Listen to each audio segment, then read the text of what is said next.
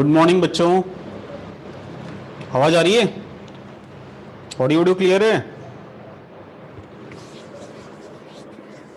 Okay, perfect,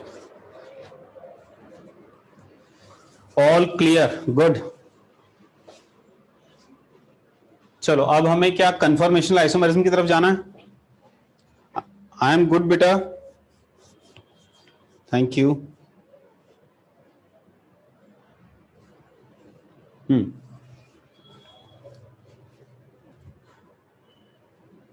जो भी doubts हैं वो डीसीएस में आप पूछें, कोई मना ही नहीं है। टॉटोमेरिज्म हमारा हो गया, ठीक है। और अब हम लोग आज चालू करते हैं कंफर्मेशनल आइसोमेरिज्म। ड्यूटेरियम एक्सचेंज पे, अच्छा ड्यूटेरियम एक्सचेंज पे कुछ क्वेश्चंस करवा देता हूं, देखो।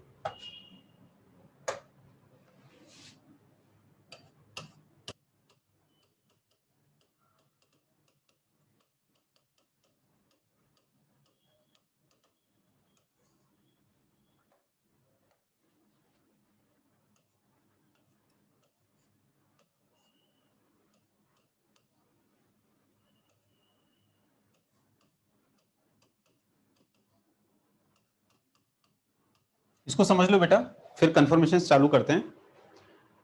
अगर हमसे कभी पूछता है कि भैया इस कंपाउंड को ओडी नेगेटिव D2O में हमने लंबे समय तक के लिए रखा है, बताइए कितने हाइड्रोजन ड्यूटेरियम से एक्सचेंज होंगे। तो हमारा कंसेप्ट क्या होता है? हमारा कंसेप्ट होता है कि उस कंपाउंड में जितने भी टॉटोमराइजेबल हाइड्रोजन्स हैं, hydrogen atoms which are capable to participate in tautomerism, they are known as tautomerizable hydrogens, तो they will be replaced by deuterium. तो एक तो वो हाइड्रोजन आपको सारे के सारे रिप्लेस करना है। दूसरा मैंने एक पॉइंट और बताया था कि जिन पोजीशंस से टॉटोमरिज्म पॉसिबल है वहां से आप H को हटा के नेगेटिव बनाइए और नेगेटिव चार्ज को डीलोकलाइज करिए। जिन नई साइट्स पर नेगेटिव चार्ज डीलोकलाइज होके जाएगा, अगर वहां भी हाइड्रोजन एटम है, वो भी आपको रिप्लेस करना है।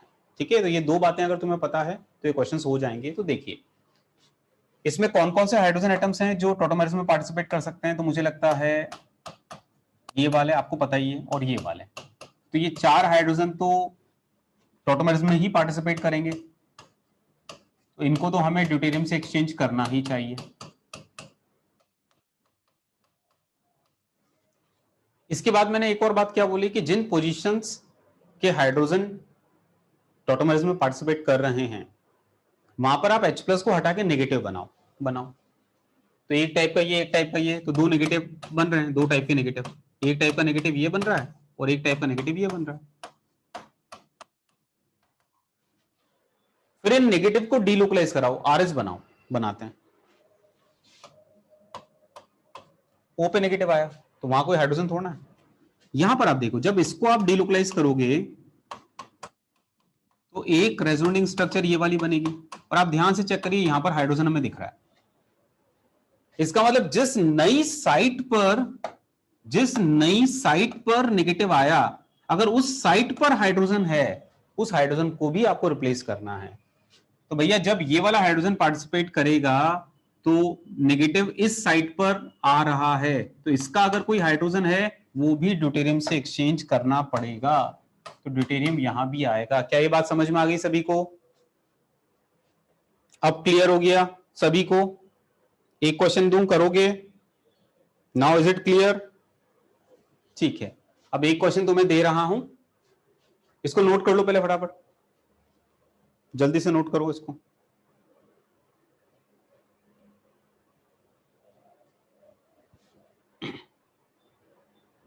यार मैंने पढ़ा दिया है यार, तो आपने लेट ज्वाइन क्यों किया?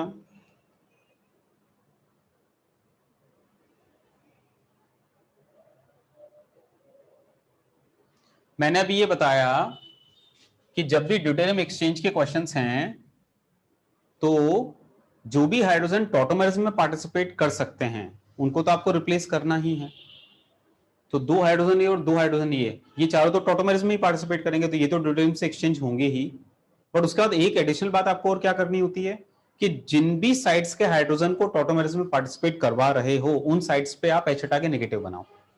तो इस साइड का H हटा के नेगेटिव बनाया, इस साइड का H हटा के नेगेटिव बनाया, और उस नेगेटिव को डीलोकलाइज करो। डीलोकलाइज किया तो यहां पर अगला नेगेटिव आ रहा है ऊपर, उस पर तो कोई हाइड्रोजन है नहीं। यहां पर नेगेटिव को डीलोकलाइज करा तो मैंने देखा नेगेटिव यहां इस साइड पर आया और इस साइड पर हाइड्रोजन है, तो टॉटोमेरिज्म में पार्टिसिपेट करने वाले हाइड्रोजन तो रिप्लेस होते ही हैं। जिन साइट वाले हाइड्रोजन टॉटोमेरिज्म में पार्टिसिपेट कर रहे हैं वहां पर आप एच हटा के नेगेटिव बनाइए और नेगेटिव को डीलोकलाइज करिए। डीलोकलाइज करने पर जिन नई साइट्स पे नेगेटिव जाता है, अगर उन साइट्स पर भी हाइड्रोजन है उन्हें भी रिप्लेस करना है। तो यहां पर एच हटा के नेगेटिव बना के देखा तो नेगेटिव इस साइड पर गया, इस साइड पर हाइड्रोजन है तो इसको भी रिप्लेस करना पड़ेगा ड्यूटेरियम से। ठीक है, चलो तो अब एक बड़ी सी स्ट्रक्चर में दे रहा हूं, बताना कितने हाइड्रोजन रिप्लेस करोगे ड्यूटेरियम से।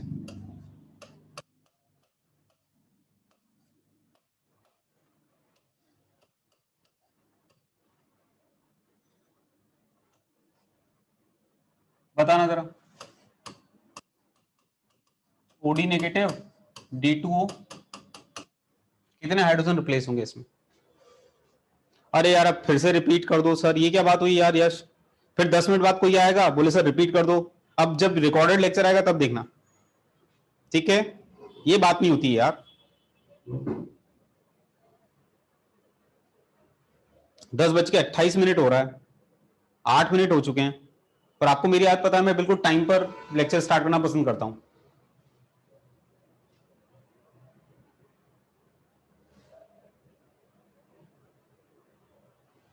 बारह कितने?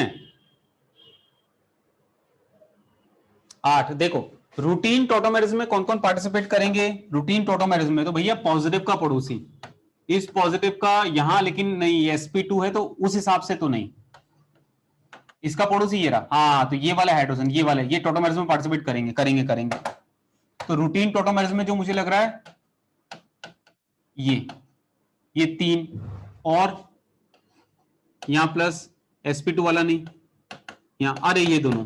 इसका मतलब रूटीन टॉटोमेरिज्म में ये 5 हाइड्रोजन पार्टिसिपेट करेंगे रूटीन टॉटोमेरिज्म में, तो ये तो रिप्लेस होंगे ही, तो इनको तो हमें रिप्लेस करना ही चाहिए।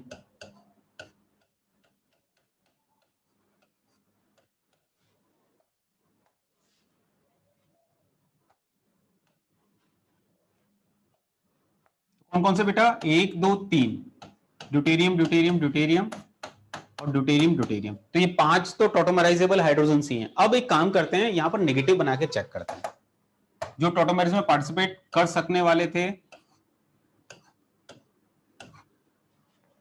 उनका नेगेटिव बना के हम लोग चेक करते हैं।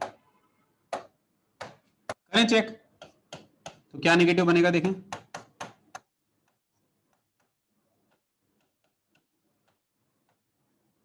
जैसे यहां नेगेटिव बनाया सपोज मैंने, अब यहां नेगेटिव बना के जब डीलोकलाइज करूंगा, कहां डीलोकलाइज होगा भाई? तो ये इधर और ये इधर, यहां पर नेगेटिव आ रहा है इस साइड पर, इस साइड पर हाइड्रोजन है क्या? अरे है, ये रहा, ये रहा, बिल्कुल। तो ये वाला भी रिप्लेस होगा, ये वाला भी होगा, ठीक है।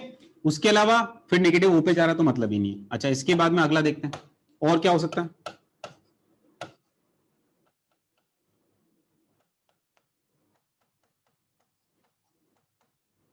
मैंने यहां पर नेगेटिव बनाया, यहां नेगेटिव बनाया, ये वाला एच हटा के नेगेटिव, अब नेगेटिव को डीलोकलाइज करता हूं, क्या यहां पर एच है क्या?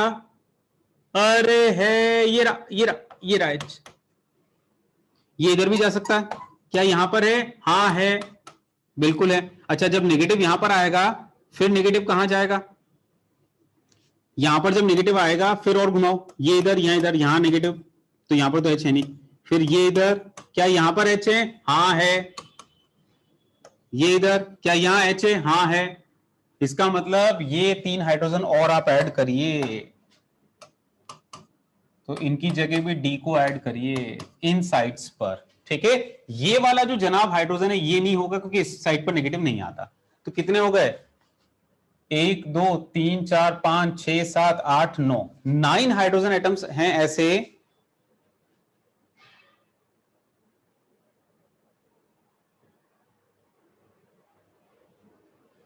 बेटा। हर्ष चिंता नहीं करो, अब कंफर्मेशन में पढ़ाऊंगा तो समझ में आएगा, बस यही वाला नहीं समझ में आएगा, इसके बाद अभी समझ में आने वाला है, राइट। चलो आगे बढ़ूं अब, कैन वी मूव? अब समझ में आ गया सभी बच्चों को जिनको लास्ट लेक्चर मतलब पिछले लेक्चर की लास्ट बात में दिक्कत आ रही थी ड्यूटेरियम एक्सचेंज में, आई थिंक अब समझ में आ गया होगा, सफिशिएंट एग्जांपल्स मैंने करवा दिए, ठीक है।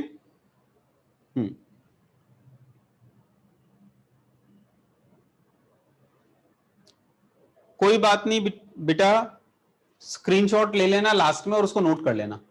अब मैं आगे बढ़ना चाहूंगा, give me permission please.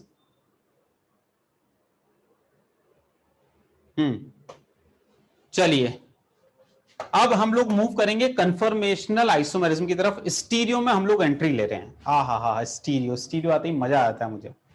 Stereo, अरे मतलब ऑर्गेनिक मतलब ही स्टीरियो होता है यार, तो स्टीरियो में एंट्री ले रहे हैं। अब स्टीरियो में एंट्री लेने के पहले, कंफर्मेशन पढ़ने के पहले मैं तुम्हें थोड़ा सा एक अलग टाइटल पढ़ाता हूं, प्रेजेंटेशन ऑफ मॉलिक्यूल्स, कि मॉलिक्यूल्स को प्रेजेंट कैसे करते हैं हम लोग ऑर्गेनिक के अंदर। तो एक अलग टाइटल है, ऑर्गेनिक का बेसिक है ये, प्रेजेंटेशन ऑफ मॉलिक्यूल्स।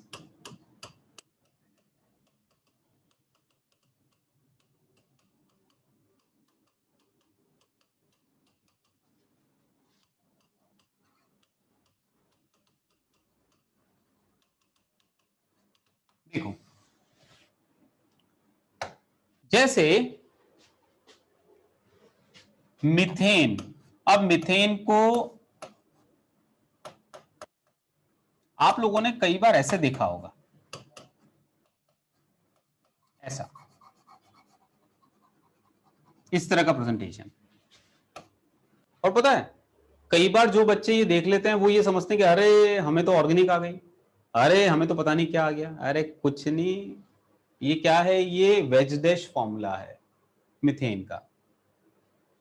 तो ऑर्गेनिक केमिस्ट्री में मॉलिक्यूल्स को हम लोग कैसे कैसे रिप्रेजेंट करते हैं। मीथेन तो खैर बच्चों वाला केस है, मैं तुम्हें इससे थोड़ा अच्छा वाला केस बताता हूं। जैसे ध्यान देना,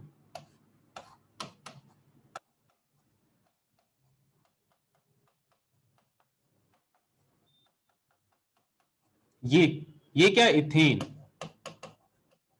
बट इथेन को मैंने एक तो ऐसे प्रेजेंट किया, एक मैंने इथेन को ऐसे प्रेजेंट किया,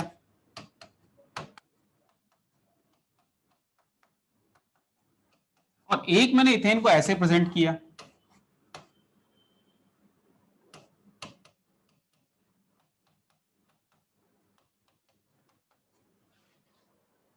सब इथेन ही है, हाँ सब इथेन है, लेकिन प्रेजेंटेशन अलग अलग है ना।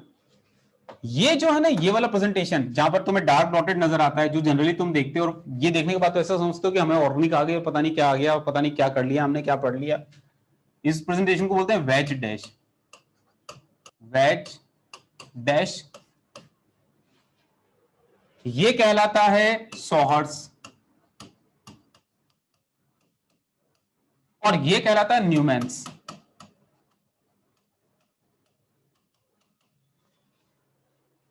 आप इसको ऐसे समझो, इसको समझाने के पहले मैं पहले जो तुम लोग बचपन में पढ़ते हो उसको रिव्यू करवा देता हूं। बचपन में तुम मीथेन पढ़ते हो, और वहां तुम्हें क्या पढ़ाते हैं, वहां पर तुम्हें पढ़ाते हैं कि बेटा जब भी कोई sp3 हाइब्रिडाइज्ड एटम होता है, जब भी कोई sp3 हाइब्रिडाइज्ड एटम होता है, तो उसमें उसका प्रेजेंटेशन, ये sp3 मीथेन ले लो, तो जब भी कोई sp3 हाइब्रिडाइज्ड एटम होता है तो उसको प्रेजेंट कैसे करते हैं, तो उसमें आप तीन तरह के नोटेशंस देखते हो। कुछ वैलेंसी सिंपल लाइन से डिनोट होती है, एक वैलेंसी डार्क या वेज से डिनोट होती है, एक वैलेंसी टूटी हुई वैलेंसी। कई कई बच्चे तो समझते हैं टूटी हुई वैलेंसी मतलब हाइड्रोजन शायद कार्बन से नाराज है और उनकी बात बन नहीं रही और पैसे का ब्रेकअप हो रहा है और वो जा रहा है। अरे नहीं, ये बॉन्ड टूटा नहीं है, या ऐसा नहीं कि यहां पर ज्यादा इलेक्ट्रॉन डेंसिटी आ गई, तो प्रेजेंटेशन है भाई। ये डार्क डैश, डैश नहीं सॉरी, ये वेज और ये डैश। तो वहां पर आपको क्या पढ़ाते हैं कि अगर कोई sp3 हाइब्रिडाइज्ड एटम है तो उसके अक्रॉस जो बॉन्ड्स होते हैं उनको तीन तरीके से डिनोट किया जाता है, simple lines, wedge, dash. Wedge पर वो ग्रुप रखा जाता है जो ऑब्जर्वर की तरफ है। आप सब लोग ऑब्जर्वर हैं, ये कैमरा है मेरे सामने, मतलब ये कैमरा आपकी आंखें हैं, तो आप, मैं मान के चल रहा हूं यहीं पर ही बैठे हो, ठीक है, मैं आपके घर तक पहुंच गया मिथेन मॉलिक्यूल लेकर, और आप इस मिथेन मॉलिक्यूल को देख रहे हो। तो आप बता सकते हो जब आप इस मिथेन को देखते हो तो सबसे पहले कौन सा एटम आपको दिखता है इन सब में, इन चारों ग्रुप्स में, कार्बन के चारों ग्रुप में सबसे पहले कौन सा हाइड्रोजन एटम नजर आ रहा है? मुझे लगता है कई लोगों को ये सबसे पहले नजर आ रहा होगा। क्यों? ये दिख रहा है क्या? ये ससुरा देखो, एक बोला हाँ सर ये दिख रहा है। हद हो गई यार, ये पहले दिख रहा है कि ये पहले दिख रहा है? कौन सा पहले दिख रहा है? ये पहले दिख रहा है कि ये पहले दिख रहा है? अरे ये दिख रहा है, ये वाला। और कई लोगों को तो ये दिख ही नहीं रहा होगा, ये वाला। तो ये जो होता है ना वेज और डैश, इसका मतलब क्या बेटा? वेज पर हम वो ग्रुप या एटम रखते हैं जो टुवर्ड्स द ऑब्जर्वर है। You all are observer. आप इस मॉलिक्यूल को ऑब्जर्व कर रहे हो, तो this group is towards observer, ये तुम्हारी तरफ है, तो टुवर्ड्स ऑब्जर्वर।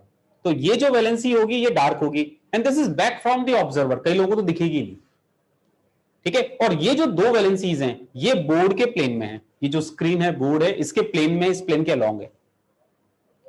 तो sp3 का नोटेशन कैसा होता है? जो वैलेंसी बोर्ड के प्लेन में होती है उनको सिंपल लाइंस, जो वैलेंसी टुवर्ड्स द ऑब्जर्वर होती है डार्क या वेज, जो valency back from the observer होती है टूटी हुई डैश, वेज डैश फॉर्मूला। यहां पर आप रेफरेंस बोर्ड का भी ले सकते हो, कॉपी का भी ले सकते हो। जैसे मान लो कॉपी, तो कॉपी आप कैसे पढ़ते हो? मुझे लगता है कोई भी ये कॉपी ऊपर से ही पढ़ता है। कोई ऐसा है कि कॉपी यहां खुली हुई और नीचे से कॉपी पढ़ता है? कोई ऐसा है क्या कि कॉपी खुली हुई और नीचे से कॉपी देखता है? ऐसा है क्या कोई?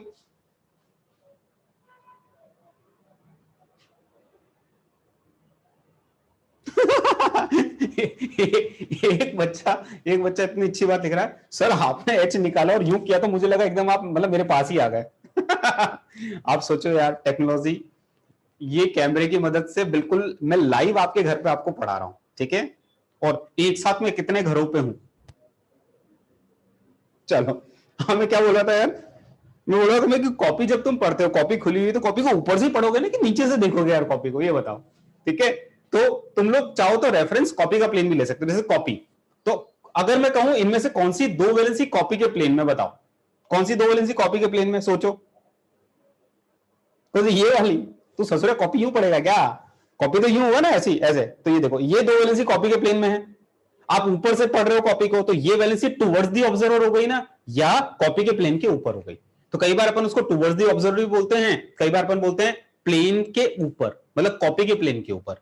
ये कॉपी के प्लेन के नीचे, ठीक है। तो जो बैक फ्रॉम दी ऑब्जर्वर है या कॉपी के प्लेन के नीचे की तरफ है, that is indicated bye dot dot dot. जो टुवर्ड्स दी ऑब्जर्वर है या कॉपी के प्लेन के ऊपर की तरफ है, that is indicated by dark. क्या ये बात समझ में आ गई सभी को?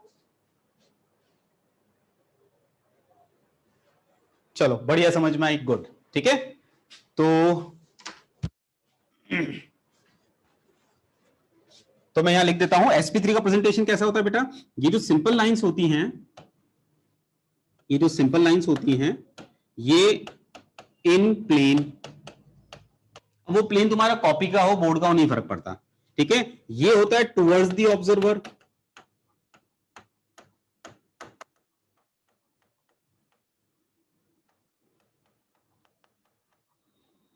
और ये back from the observer, this is back from the observer, ठीक है। अब सुनो बेटा, तो ये तो हो गया वेज डैश। वेज और डैश का मतलब तुम्हें समझ में आ गया है ना। अब मैं इथेन तुम्हें दिखाता हूं तो और बात ज्यादा समझ में आएगी। समझो, ये है CH3CH3 बच्चों।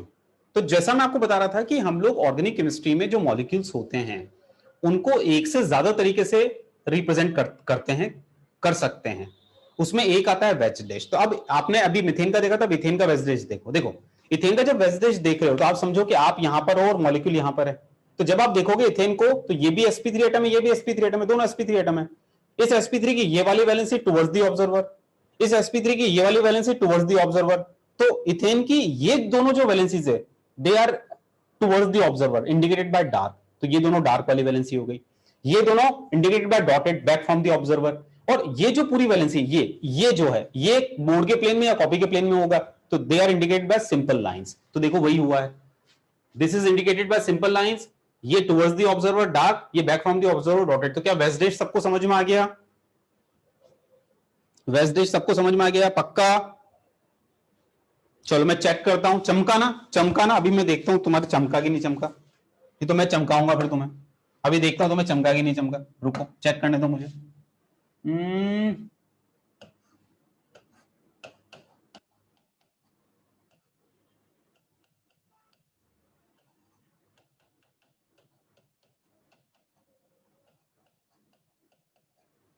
सपोज ये वेज डैश है, सपोज, ठीक है।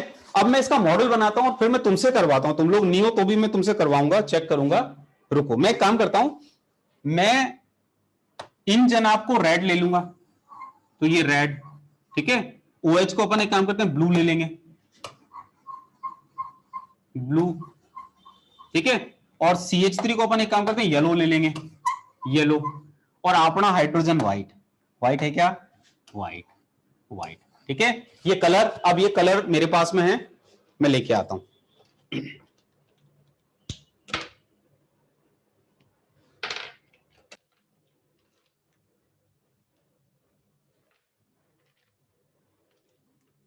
थोड़ा सा वेट करना पड़ेगा। ऑर्गेनिक बहुत इंटरेस्टिंग है यार, बहुत ही इंटरेस्टिंग। इसलिए नहीं कि मैं पढ़ा रहा हूं, वो सब्जेक्ट ही बड़ा इंटरेस्टिंग है यार। तो ये नहीं सोचना कि सर आप पढ़ा रहे हो इसलिए इंटरेस्टिंग है।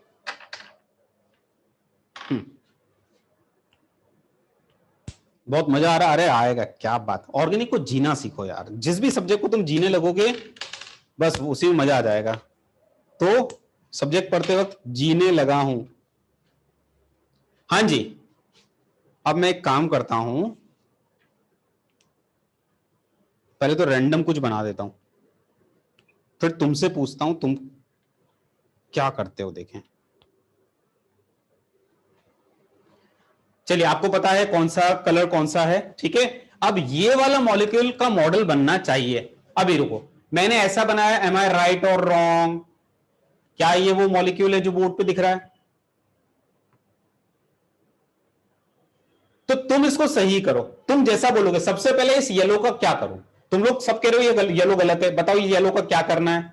क्या करूं, हटाऊं? देखो, CH3 पता है कहां, येलो वाला, ये इधर ऊपर है। तो तुम सिंपल लाइंस को देखो, सिंपल लाइंस तुम्हारी कैसी है बेटा? ये सिंपल लाइन यूं है, मतलब तुम्हारी सिंपल लाइन ऐसी ऐसी ऐसी ऐसी। इसको बोलता हूं मैं ट्रांसोइड। ऐसी हो सिसोइड, सिसोइड ऊपर भी हो सकता है, सिसोइड नीचे भी हो सकता है, ये ट्रांसोइड। तो ट्रांसोइड, सिसोइड, समझ में आया? तो हमें ये येलो इधर चाहिए और CH इधर चाहिए। तो रुको रुको रुको रुको, तो CH3 मुझे यहां चाहिए, तो CH3 येलो आ गया इधर, इधर ही चाहिए। और ये रेड वाला कहां चाहिए बताओ, रेड वाला कहां चाहिए, रेड वाला कहां चाहिए? रेड वाला नीचे चाहिए, नीचे। अब बताओ, is it okay, is it okay? अभी अपन येलो और रेड की बात करेंगे, येलो और रेड ओके है क्या? हाँ, एज पर मॉडल ये बिल्कुल ऐसा ही होगा। अब अपन ब्लू को एडजस्ट करते हैं। ब्लू वाला बताओ कौन सा कहां रखना है? ब्लू वाला कहां, कौन सा, ये वाला हटाऊं क्या, ये वाला, ये वाला हटाऊं क्या? नहीं, अच्छा ये वाला हटाऊं क्या, ये वाला? कहां करूं इसको, कहां करूं इसको, ये बताओ कहां करूं? सर पलट दो सर। हाँ सही समझे, क्योंकि देखो वेस्टेज बनाना है ना, तुम लोग ऑब्जर्वर हो, तो यहां पर जो वैलेंसीज है तुम्हारी तरफ जो आएंगे वो डार्क होंगी। तो ये तुम्हारी तरफ आ रहा है, ये भी तुम्हारी तरफ आ रहा है, तो ये डार्क और ये डार्क होगा। ये इसका डार्क, ये इसका डार्क होगा। डार्क पर मुझे क्या रखना है, डार्क पर OH रखना है। तो डार्क पर मुझे OH रखने वाले ब्लू होने चाहिए। तो यहां पर डार्क पर OH है, यहां भी डार्क वाली वैलेंसी है, तो यहां OH होना चाहिए। तो इसको हटाओ, ये देखो, अब देखो बिल्कुल सही। इसका मतलब वो जो मॉलिक्यूल है वो 3D में ऐसा दिखेगा, ऐसा दिखेगा। समझ में आया कैसे देखते हैं? थॉट समझ में आया? पक्का? चलो अब सुनो, ये तो है मॉडल, मैं तो बिना मॉडल के देख लूंगा यार, बिना मॉडल के। देखो, मैं अपनी दिव्य दृष्टि से देख लूंगा, दिव्य दृष्टि से। बताऊं कैसे? मैं पता है क्या करूंगा, मैं केवल ये सिंपल लाइंस चेक करूंगा और सिंपल लाइन से बना दूंगा। क्योंकि मेरा पता है, मेरे पास में एक कंसेप्ट है क्या, कि अगर ये सिंपल लाइंस सिसॉइड हैं तो ये कुछ ऐसा होता है, ऐसा ऐसा दिखेगा, वैलेंसीज आमने सामने दिखेगी। और अगर सिसॉइड ऊपर हो या सिसॉइड नीचे हो उससे नहीं फर्क पड़ता, ये सिसॉइड कहलाता है, ठीक है। और अगर वैलेंसीज ऐसी है सिंपल वाली, जिनको ट्रांसॉइड बोल रहा हूं, ये ट्रांसॉइड अगर हुई तो ये कैसा दिखेगा 3D में? ये कुछ ऐसा दिखेगा बेटा, ऐसा। इसको एक बार फिर से देखो, देखो आपकी सिंपल लाइंस, हाँ जी, आपकी सिंपल लाइंस देखा करो, बोर्ड वाली लाइन, ये रही सिंपल लाइन। तो सिंपल लाइन अगर ट्रांसॉइड है तो ऑटोमेटिकली आप चेक करना, आपको पता है क्या कलाकारी दिखेगी? आपको हर एक वैलेंसी पीछे वाले एटम की दो वैलेंसी के बीच में दिखेगी, हर एक वैलेंसी अपने एडजेसेंट कार्बन की दो वैलेंसी के बीच में दिखेगी। ये देखो, ये वाली वैलेंसी इन दो के बीच में, ये वाली वैलेंसी ससुरी इन दो के बीच में, या ये वाली वैलेंसी इन दो के बीच में। तो आपको ऐसा, तो ये अभी आगे बताऊंगा कि इसको बोलते क्या है, बट आपको ऐसा दिखेगा। और मान लो अगर कभी सिंपल वैलेंसीज ऐसी है, सिसॉइड हैं, तो सिसॉइड में देखो छाती पे वैलेंसी दिखती है, आमने सामने आमने सामने आमने सामने, ऐसा नजर आता है। ठीक है, तो मैं पता है कैसे देखूंगा, बताता हूं तुम्हें, बिना मॉडल के। मैं केवल सिंपल लाइंस देखूंगा, सिंपल लाइंस। तो सिंपल लाइन कैसे, ऐसे ट्रांसफर, तुम पता है कैसे देखूंगा, ध्यान देना ध्यान देना। मैं यूं देखूंगा, COH, ध्यान से तुम लोग बिल्कुल मेरे साथ साथ देखते हैं ना, मॉलिक्यूल बिना मॉडल के दिख जाएगा। COH, कार्बन, कार्बन, मिथाइल, ये इधर ट्रांसॉइड है। अच्छा sp3 है भाई, sp3 है, तो बची हुई दो वैलेंसी भी जानी है। तो पता है sp3 में वैलेंसी सोचते कैसे, ये भी तुम्हें बताता हूं, sp3 में वैलेंसी सोचते कैसे। मतलब मैं कोशिश पता है क्या कर रहा हूं, कि बिना मॉडल के तुम्हें 3D में दिख जाए। मैं बेसिकली ये करने का प्रयास कर रहा हूं, कितना सक्सेसफुल हो पाता हूं मुझे नहीं पता, बट मैं प्रयास वही कर रहा हूं कि तुम्हें बिना मॉडल के फील ला दूं। कोई भी sp3 होता है तो उसकी दो वैलेंसीज कैसे पकड़ते हैं, उसको पकड़ने के लिए तरीका बताता हूं। सिंपल लाइंस पे अपना ये एक थंब और एक फिंगर रखो, तो बची हुई दो वैलेंसी ऑटोमेटिकली समझ में आ जाएगी, वो ऐसी होंगी, ऐसी। तो sp3 पे ओरिएंटेशन कैसे होंगे, तो सिंपल लाइंस को पकड़ लो, सिंपल लाइंस में एक थंब के अलोंग, एक इसके अलोंग, और फिर बची हुई दो लाइंस ऐसी होती, ऐसी ऐसी। तो मैं इससे इसको बनाने की कोशिश करूंगा, ध्यान से देखना दोबारा से। COH सिंपल लाइन पर इस कार्बन पे, और एक सिंपल लाइन ऐसी जा रही है, फिर ये इधर CH3 यहां पर। तो मैं यहां पर बची हुई दो वैलेंसी देखना चाहता हूं कैसे जाएगी। तो देखिए, एक वैलेंसी इधर, एक वैलेंसी इधर, तो मैंने एक ये और ये, तो बची हुई दो वैलेंसी कैसे जाएगी, ऐसी जाएगी। समझ में आई कि नहीं आई? ऐसी, मतलब पता है ऐसी जाएगी, ऐसी। समझ में आई? पक्का बताओ, फील आई? हाँ, अरे वाह यार, वेरी गुड, फील आया ना। अच्छा, ऐसे अपन इधर आते हैं, बिना मॉडल के बनाएंगे। COH, कार्बन, और ये इधर, तो सिंपल लाइंस पे थंब और फिंगर, तो बची हुई दो वैलेंसी कैसे जाएगी, यू, इधर, पता है कैसी, यू, ऐसी, राइट। हाँ, इसका मतलब अब अपन पूरा मॉलिक्यूल बनाते हैं। तो पूरा मॉलिक्यूल कैसा होगा, ध्यान देना, पूरा मॉलिक्यूल 3D में देखना।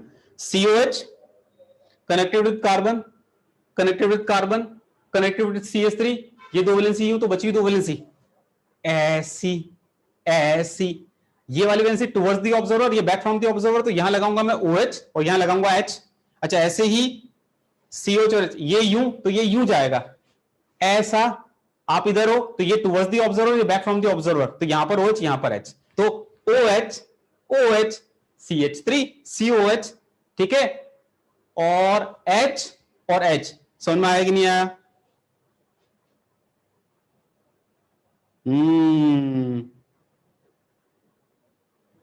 वेरी गुड, ठीक है। तो हुआ ना विजुलाइज? ठीक है, तो बिना मॉडल के भी भैया मॉलिक्यूल को महसूस करिए, ऑर्गेनिक जीने का नाम है, ठीक है। तो ऑर्गेनिक को जीना सीखिए, राइट। अब मैं सोचता हूं तुम्हें ये तो फील आ गया, अब मैं सोच रहा हूं तुम्हें इसका फील आता है क्या, देखें।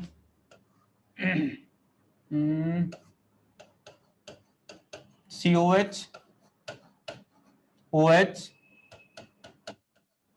OH और CH3, कलर अपन वही कांस्टेंट रखेंगे, ये रेड, ये येलो, ये ब्लू। यार मैंने हाइड्रोजन नहीं बनाया, ससुरा हाइड्रोजन कहां होगा, यहां पर हाइड्रोजन कहां होगा, बताओ। हाइड्रोजन है कि नहीं, ये बताओ, कहां पर होगा हाइड्रोजन? अरे है, और वो डॉटेड पर है, याद रखना। sp3 अगर एटम है तो दो वैलेंसी प्लेन में, तो एक डार्क एक डॉटेड, अंडरस्टूड है। आप मतलब बारात में नहीं आए किसी की, दामाद नहीं है आप, कि आपको हाइड्रोजन देंगे तब होगा। अपने आपको दामाद नहीं समझना, ठीक है। बारात में नहीं आए हो, हाइड्रोजन दिया दिया, नहीं दिया तो महसूस करो कहां पर है। ऐसे ये भी sp3 है, दो वैलेंसी प्लेन में, एक डॉटेड, तो डार्क वाली वैलेंसी फ्री है, तो डार्क वाली वैलेंसी पे H होगा। समझ में आई बात? ठीक है, हाँ। अब इसका मॉडल बनाते हैं, मॉडल भैया, मॉडल। सुनो सुनो, मैं पहले कंटिन्यू कर लेता हूं, ठीक है। अब बताओ क्या करना है, क्या करना है, इज इट करेक्ट और रॉन्ग? क्या करूं? सबसे पहले रेड को किधर लाऊं, रेड को किधर लाऊं, ऊपर। CH3 येलो को किधर लाऊं, येलो को किधर लाऊं, ऊपर। ये ले ऊपर। अच्छा, अब इधर कुछ करना है क्या, इधर कुछ करना है क्या, ब्लू और व्हाइट में कुछ करना है क्या? क्या करूं सर? एक्सचेंज करो सर। अच्छा, मतलब इसका मतलब तुम्हारा OH डार्क है क्या? तुम एक्सचेंज करने की बोल रहे हो, मतलब तुम्हारी तरफ ला रहे हो या तुम्हारी तरफ ला रहे हो तो डार्क है क्या? अच्छा, इधर कुछ करना है क्या, इधर इधर कुछ करना है क्या, इधर भी एक्सचेंज। अच्छा, इसका मतलब तुम कह रहे हो कि मिथाइल जिस कार्बन पे उस पे OH पीछे है क्या? तुम एक्सचेंज की बोल रहे हो इसलिए बोल रहा हूं मैं। मतलब तुम एक्सचेंज कर रहे हो तो मेरे को भी तो ऑर्गेनिक आती है यार। मतलब ये पीछे और ये आगे है और ये प्लेन में ऐसे ही हूं, ऐसा है क्या? ऐसा मॉलिक्यूल है क्या? हाँ यार, तुम समझ गए यार। ठीक है, तो आई थिंक वेस्ट देश का पूरा फील आ गया कि वेस्ट देश में अगर मॉलिक्यूल 3D में दिखता कैसे। परफेक्ट।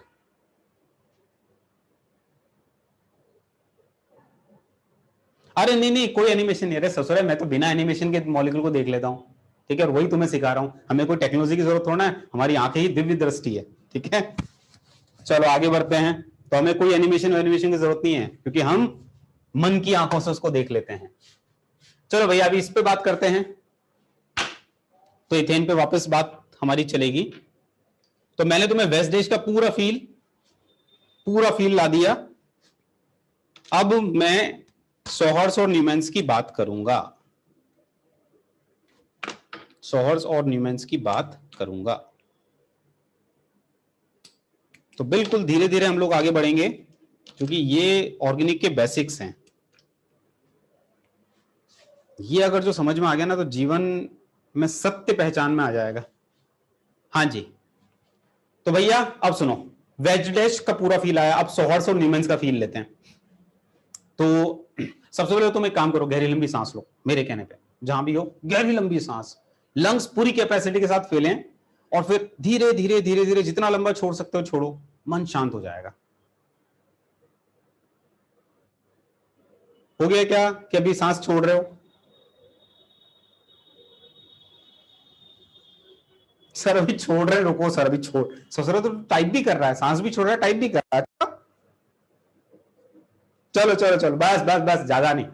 हाँ, अब ध्यान से देखो, तो तुम यहां से देख रहे हो तो वेस्ट देश। अब पता मैं क्या कर रहा हूं, मैं इस मॉलिक्यूल के सेंटर पॉइंट से एक लाइन पास कर रहा हूं और उसको थोड़ा सा घुमा रहा हूं, 45 के एंगल पे घुमाऊंगा, 45 के एंगल पे घुमाओ, ध्यान से देखना, 45 के एंगल पे इस लाइन के अक्रॉस एल घुमा दिया क्या, घुमा दिया क्या? सर सर ये आपने 90 घुमाया सर, बोलते 45 पे घुमाते 90 हो, सॉरी सॉरी सॉरी यार, सॉरी सॉरी, मैं देख रहा था तुम लोग मतलब ध्यान है कि नहीं तुम्हारा। चल, तो इस लाइन से 45 के एंगल पे घुमाने के लिए कहा था मैंने, 45 45 45, ये 45। अब आप देखो ये जो दिख रहा है ना मॉलिक्यूल इस वक्त जैसा, यही कहलाता है सोहर्स प्रोजेक्शन, सोहर्स प्रोजेक्शन। तो आप देखिए सोहर्स ऐसा ही दिख रहा है, वो रहा टिड्डा व्यू, टिड्डा व्यू, समझ जाए कि नहीं, समझ में आया? तो वेस्ट देश सोहर्स, अंतर क्या है? अरे छाती पे देखा तो वेस्ट देश, 45 के एंगल पे देखा तो सोहर्स, और क्या है? अब सुनो, अब 90 के एंगल पे देखेंगे, 90 के, तो ये वेस्ट देश से 90 के एंगल पे घुमा, तो घुमाए ये 45 और ये 90, ठीक है। और अब देखना कैसे, तुम यहां से देख रहे हो और क्या, तो तुम इस कार्बन के अलोंग देख रहे हो, पीछे वाला कार्बन तुम्हें नजर ही नहीं आ रहा, उसको इस कार्बन ने पूरा कवर कर लिया।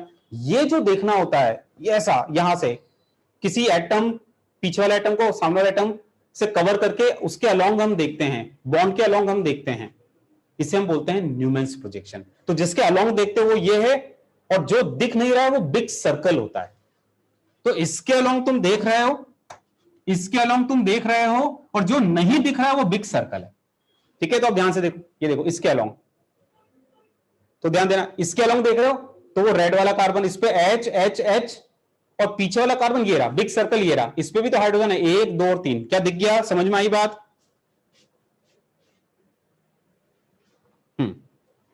परफेक्ट। तो इसका मतलब ऑर्गेनिक केमिस्ट्री में जो ये जो मॉलिक्यूल्स का प्रेजेंटेशन होता है, वेस्ट देश, सोर्स, न्यूमैन्स, ये बेसिकली देखने का अंतर है और कुछ नहीं। टिड्डा करके 45, टिड्डा करके देखा तो सोर्स 90 के एंगल पे सीसी बॉन्ड के अलोंग देखा है, एटम 2 बॉन्ड के सिग्मा बॉन्ड के अलोंग अगर देखा है, पाई बॉन्ड के अलोंग देखा है, तो दैट इज न्यूमेंस, ठीक है। अच्छा, अब पता है ये मैंने क्यों सिखाया, क्योंकि हम लोग भी कम नहीं है रे। हम लोग पता है क्या करते हैं, बच्चों के मार्क्स नहीं आए कभी, अगर ये डिसाइड करके अगर क्वेश्चन बनाना है कि यार ये क्वेश्चन तो नहीं बनना चाहिए, तो सीधी सी चीज को घुमा के पूछ लेंगे। कैसे? ऐसे, जैसे एक बच्चा कहता सर मेरे से आप कैसा भी आईयूपीएसी पूछो सर, मेरे को सब आता है। अच्छा अच्छा, ऐसा है, ले बताइए।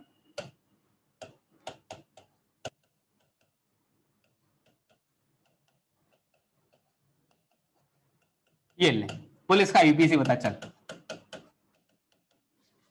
लो, सीधी सी चीज को घुमा दिया।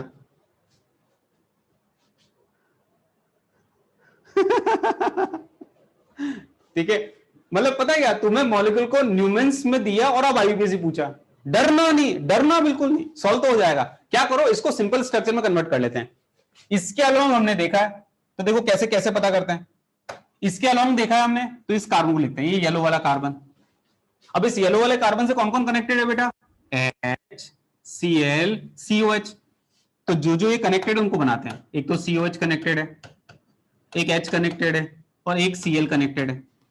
इसके बाद में ये जो कार्बन है, ये पीछे की तरफ इस सर्कल वाले कार्बन से कनेक्टेड है।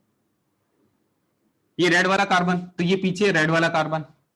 इस रेड वाले कार्बन की वैलेंसी कौन कौन सी है भाई? उस रेड वाले कार्बन की वैलेंसी है OH, और क्या है? CH3, और क्या है? Br। ये ले, सिंपल। तो ये क्या हो गया? अरे ले यार, क्या है क्या इसमें? कुछ नहीं, ये ले CH3, ये अपनो OH, ये अपनो Br, ये अपनो Cl, और H तो ही, H को तो काउंट भी नहीं करते। अब आईयूपीएसी क्या है? कुछ नहीं, पेरेंटल कार्बन चेन, नंबरिंग 1 2 3 4, ठीक है। तो नाम क्या हो जाएगा? यार मेरे को आईयूपीएसी नहीं आता, तुम लोग बता सकते हो क्या?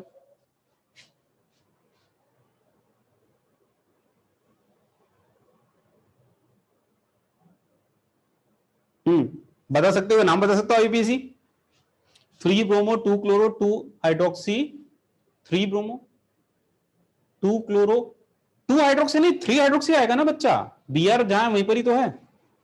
हाँ, तो इसका नाम क्या होगा? 3 ब्रोमो 2 क्लोरो 3 हाइड्रोक्सी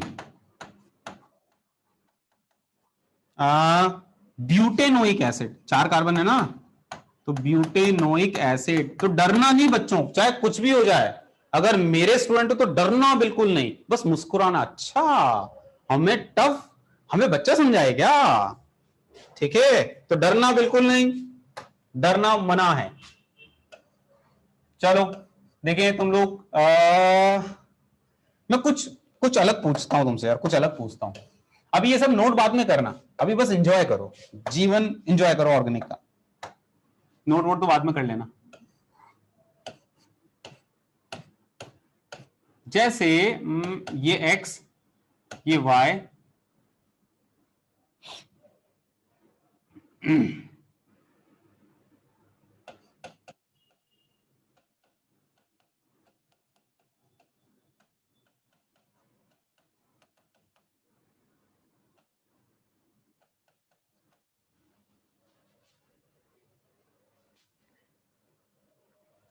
हमें इस कंपाउंड का न्यूमेंस बनाना है।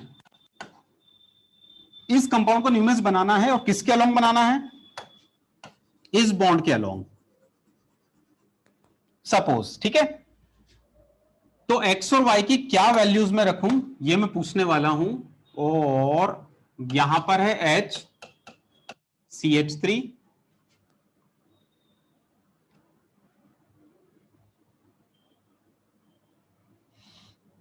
नहीं यार ये अभी ऐसे बन नहीं पाएगा, रुको।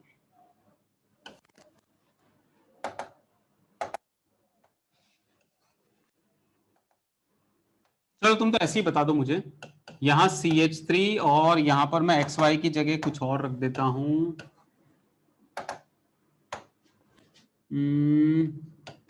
CH CH3 ट्वाइस, और यहां कुछ रख दो, कुछ ET रख दो, चलो। और यहाँ H और यहाँ H। चलो इसका यूपीसी बताना जरा, एक बार ट्राई करना फटाफट, इसका यूपीसी क्या होगा?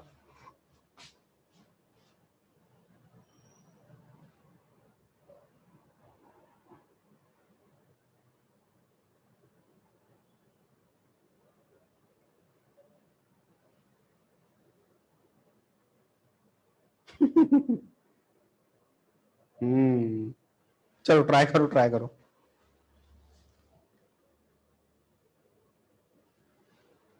4 मिथाइल हेप्टेन एक आंसर आया, 4 मिथाइल हेप्टेन। चेक करते हैं बाकी लोग क्या बोलते हो, क्या यूपीएससी होगा इसका? 2,3 डाइमिथाइल हेक्सेन। चेक करते हैं 2 मिथाइल। अलग अलग आंसर्स आ रहे हैं यार, अलग अलग आंसर्स हैं।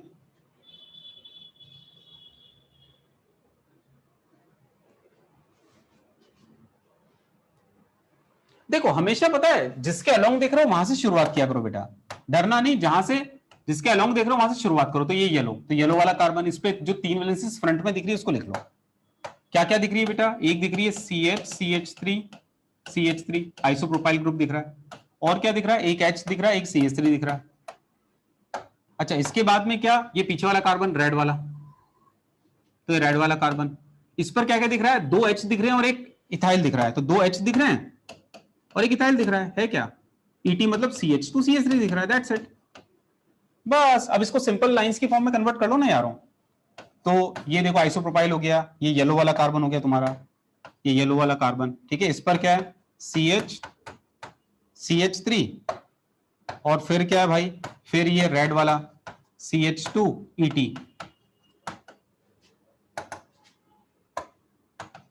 CH2 CH3, simple.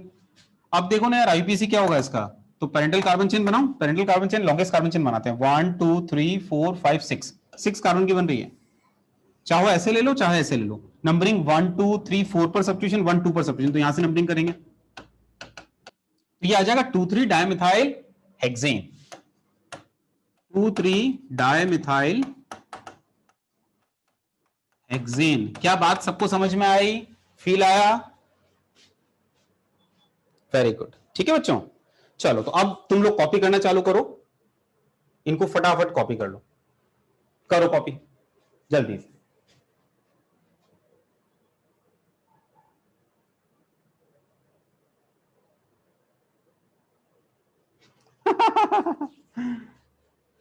अच्छा, अरे नहीं नहीं नहीं नहीं, ऐसे नहीं करना बेटा। आपके दोस्त ने 11th पूरी पढ़ ली है तो उसको चैलेंज मत करना, नहीं। और उसको अप्रिशिएट करना कि चल अच्छा किया तूने कर लिया।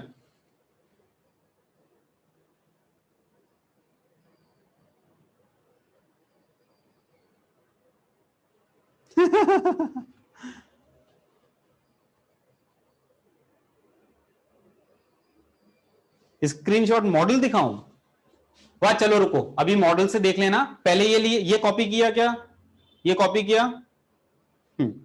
इसके बाद में इसका मॉडल, अरे यार इसका मॉडल बनाना पड़ेगा। रुको एक काम करना, मॉडल बता, इसका स्क्रीनशॉट कैसे ले लेना, जब ये रिकॉर्डेड लेक्चर आएगा ना, तो मैंने वो मॉलिक्यूल का मॉडल बनाया था उस वक्त स्क्रीनशॉट ले लेना ना यार, क्या दिक्कत है? अभी कहां दोबारा मॉलिक्यूल का मॉडल बनाऊंगा, तुम तो बस फटाफट कॉपी करो, ठीक है। NOC2 नहीं है बेटा, NOC1 ही है, NOC1 ही, और NOC1 में भी अपन GOC और आइसोमेरिज्म 1 ही डिस्कस करेंगे। हाइड्रोकार्बन पूरा 12th में डिस्कस होगा।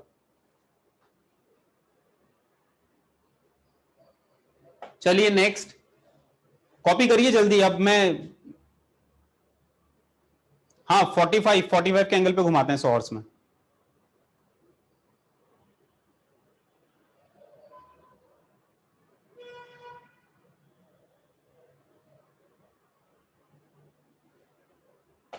नेक्स्ट ये,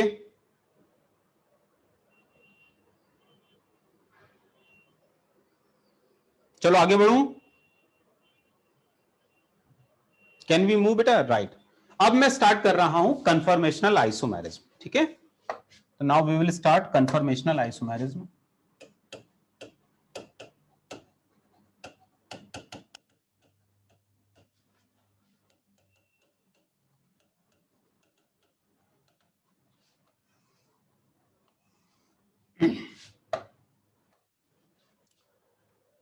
अब सुनो, मैं काफी लंबा समझाऊंगा, बट आपको करना क्या है, नोट्स कैसे बनाने हैं इस बात को समझो। सबसे पहले आप पेज का एक साइड खाली छोड़ेंगे, पेज का एक साइड, उसमें मैं जब मॉडल अभी बना के समझाऊंगा उसके बाद अपन वो पॉइंट्स लिखेंगे। एक साइड खाली छोड़ने के बाद जो मैं लिख रहा हूं वो कॉपी करना। तो एक साइड खाली, तो जैसे मैं यहां पर भी एक स्लाइड छोड़ देता हूं, एक पेज आपने खाली छोड़ा, एक पेज नहीं मतलब इस एक पेज का एक साइड खाली छोड़ा, और अब यहां पर जो मैं लिख रहा हूं वो कॉपी करो। कंफर्मेशन ऑफ इथेन,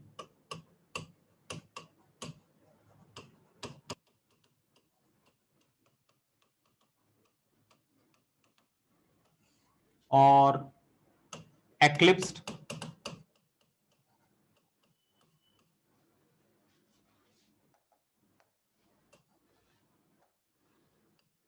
स्टैगर्ड,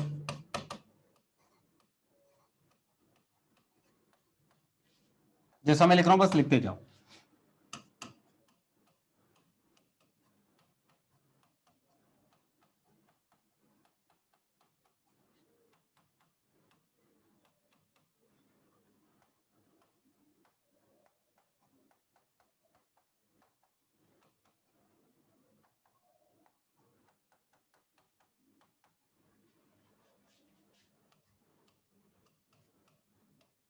मैं बोल रहा था ना कि मैं अभी एक टर्म बताऊंगा, ये जो आमने सामने वैलेंसीज होती हैं या इन बिटवीन वैलेंसीज होती है, वो नाम अब मैं बताने वाला हूं कि वो कहलाते क्या हैं बेटा।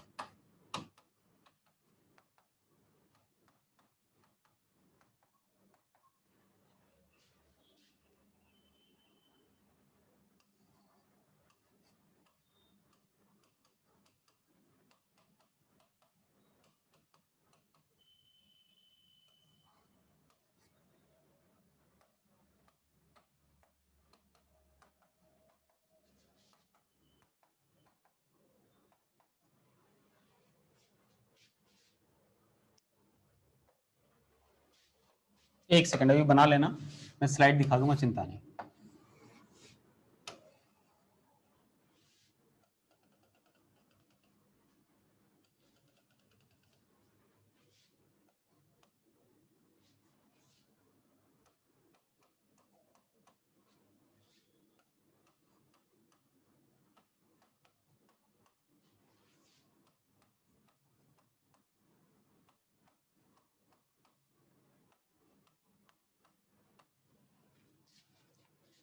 इधर पोटेंशियल एनर्जी वाई एक्सिस पे, और इधर है डायहेड्रल एंगल।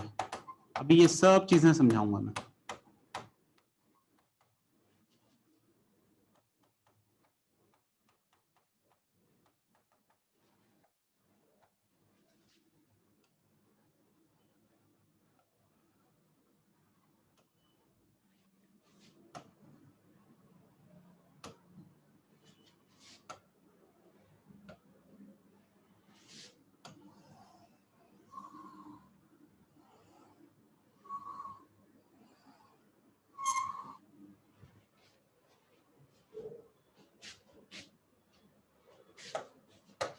ये कहलाएगा कन्फर्मेशनल एनालिसिस,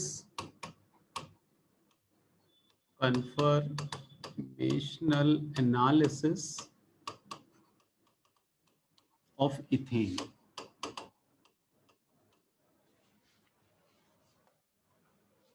बच्चों आप समझना जरा, चलो तुम लोग अभी ये कॉपी करो, तब तक मैं मॉडल बनाता हूं। तुम लोग ये कॉपी करो, तब तक मैं मॉडल बनाता हूं।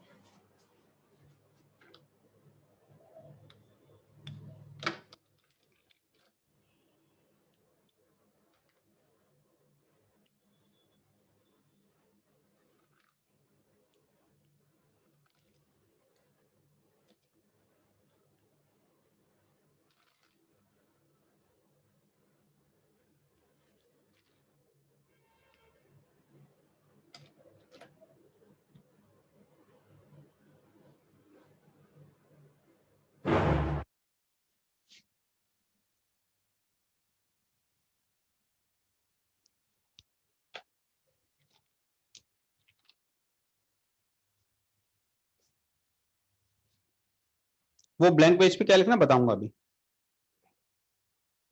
Stop writing. अब समझिए, अब समझिए, समझिए। ये है CH3 CH3 इथेन। अब ध्यान से समझना बेटा, CH3 इथेन, ये क्या है? ये भी तो इथेन है। लेकिन यार ये वाला इथेन और ये वाला इथेन ओवरऑल अगर मैं देखूं तो मुझे अलग दिखता है। क्या अलग दिखता है? यहां पर वैलेंसीज मुझे आमने सामने नजर आती है, जो एडजेसेंट कार्बन की वैलेंसीज है आमने सामने आमने सामने आमने सामने, मतलब valencies are present in front of each other.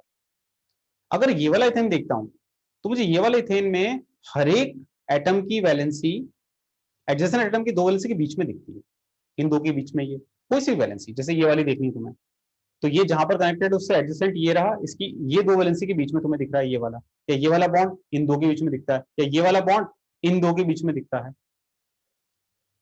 तो ये वाला इथेन और ये वाला इथेन दिखने में तो अलग है यार, बट है तो इथेन ही दोनों। अच्छा, अभी ये भी तो इथेन है, लेकिन ये वाला इथेन न वो वाला है न वो वाला है, ये कुछ और ही है। ये सब क्या है? ये सब डिफरेंट मॉलिक्यूलर शेप्स हैं इथेन, ये कंफर्मेशन। तो कंफर्मेशंस को हम लोग डिफाइन कैसे करते हैं? मैंने बताया भी था पहले आपको कि conformations are different molecular shapes, सब इथेन, बट मॉलिक्यूलर शेप अलग अलग दिख रहा है, कभी आमने सामने दिखता है, कभी इन बिटवीन दिखता है, कभी किसी और एंगल पे दिखता है।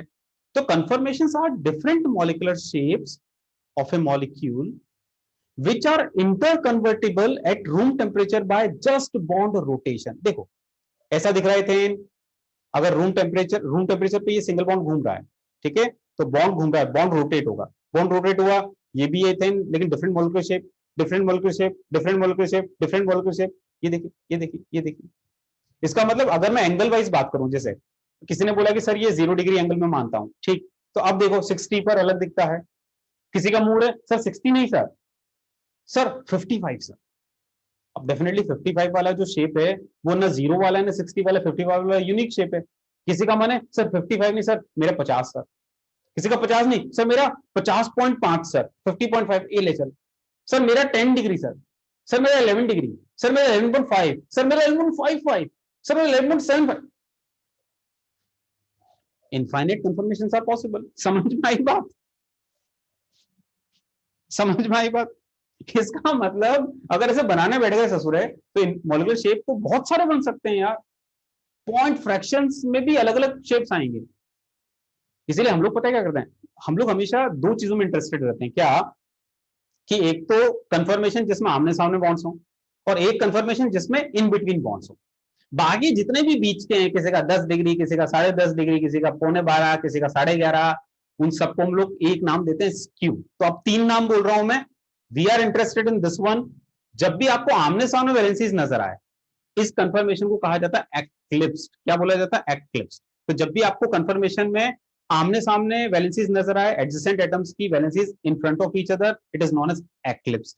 जब भी इन बिटवीन वैलेंसीज नजर आए, कोई भी वैलेंसी एडजेसेंट एटम की दो वैलेंसी के बीच में नजर आए, स्टैगर्ड। तो क्या बोलते हैं इसको? स्टैगर्ड, इसको एक्लिप्स। और उसके बीच के जितने भी है 10.5, 11.25, 12.5, they all are known as SKEW, skew conformations। ये बात समझ में आई पहले?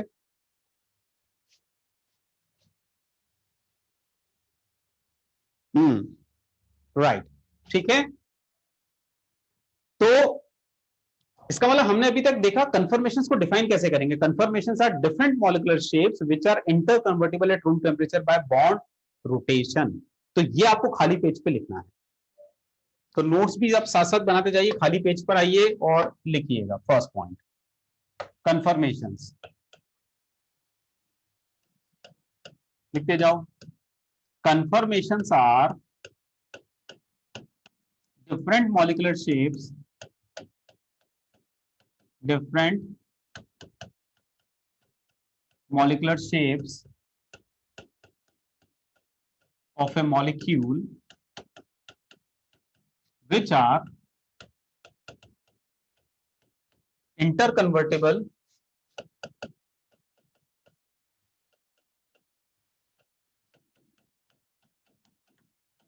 at room temperature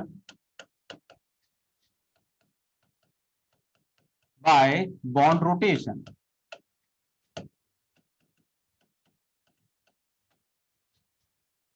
Second point, infinite numbers of conformations are possible।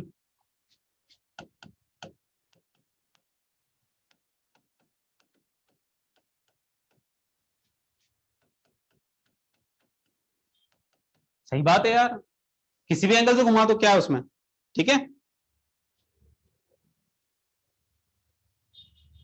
अरे अब तुम ये फिजिक्स में मत आओ यार, सोलर एक्लिप्स, अरे आपनो एक्लिप्स, धरती वालों एक्लिप्स, नॉट सोलर वोलर, ठीक है। चलो अब इसके बाद में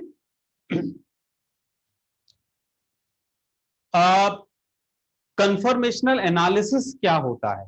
तो कंफर्मेशन एनालिसिस जो ग्राफ मैंने बनाया था, वो ग्राफ क्या था, वो potential energy versus dihedral angle. तो पहले मुझे तुम्हें कुछ टर्म्स डिफाइन करनी पड़ेंगी। तो मैं पॉइंट 3 लिखने के पहले एक काम करता हूं, पहले टर्म्स बता देता हूं। तो सम टर्मिनोलॉजी फ्रिक्वेंटली यूज, तो यहां पर हम एक टाइटल डालते हैं, अरे थर्ड कहां से आ गया भाई, some terminologies used in conformational isomerism. तो टर्मिनोलॉजीज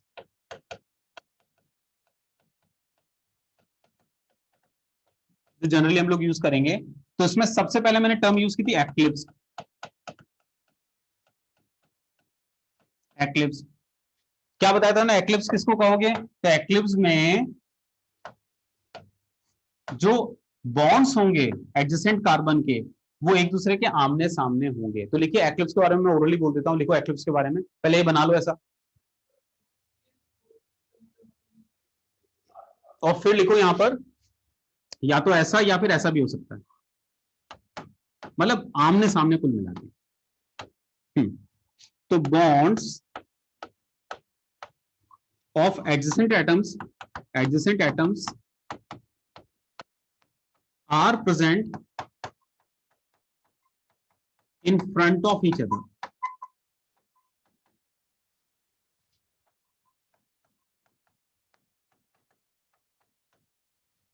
ठीक है, एक्लिप्स लिख लिया।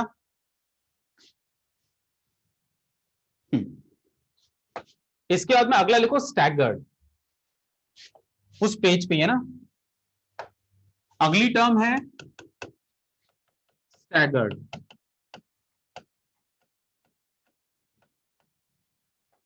स्टैगर्ड कैसा बेटा, कोई भी बॉन्ड एडजेसेंट एटम के दो बॉन्ड्स के बीच में होगा। स्टैगर्ड ऐसे भी बना सकते हैं, स्टैगर्ड ऐसे भी बना सकते हैं, ठीक है। तो इसमें लिखो, मैं ओरली बोल देता हूं, लिखो स्टैगर्ड, पहले ये बना लो फिर लिखेंगे।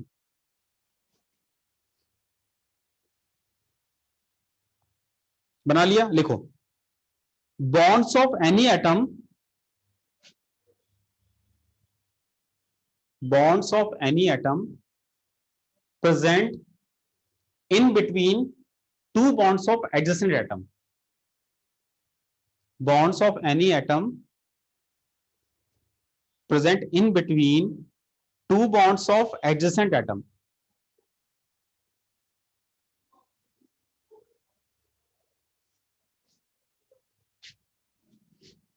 ठीक है,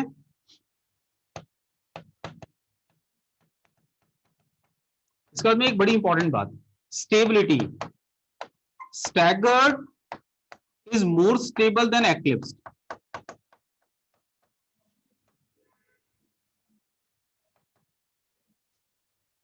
normally staggered confirmation is more stable then eclipse.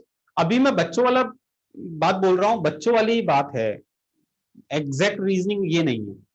Eclipse और स्टैगर्ड में स्टैगर्ड ज्यादा स्टेबल होता है। तो बच्चों को कैसे समझा देते हैं, बच्चों वाली बात क्या, कि देखो बेटा यहाँ पर बॉन्ड सामने सामने होंगे तो फूफा होगी, इलेक्ट्रॉन डेंसिटी रिपेल करेगी, और यहाँ पर ये थोड़ी सी दूर है, तो जब इलेक्ट्रॉन डेंसिटी रिपेल करेगी तो पोटेंशियल एनर्जी बढ़ जाएगी, लेस स्टेबल हो जाएगा। तो एक्लिप्स लेस स्टेबल है, स्टैगर्ड ज्यादा स्टेबल है, but this is not the right reasoning, ठीक है।